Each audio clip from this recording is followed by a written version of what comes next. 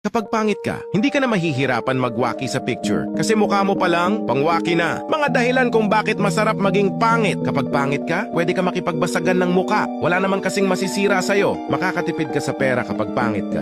Kasi hindi mo na kailangan mag-skincare at 5 minutes na ligo lang sapat na. Kapag pangit ka, marami kang magiging kaibigan na babae kasi lahat ng nililigawan mo, sasabihin na friends na lang kayo. Kapag pangit ka, hindi mo na po problemahin ang gupit. Kasi kahit ano ang gupit mo, kahit gaano kaganda pa ito, kahit gaano pa ito kabango, pangit ka pa rin. Alam mo ba na kapag pangit ka ay mabilis kang makakauwi? Pag sumakay ka kasi sa jeep, walang tatabi sa'yo.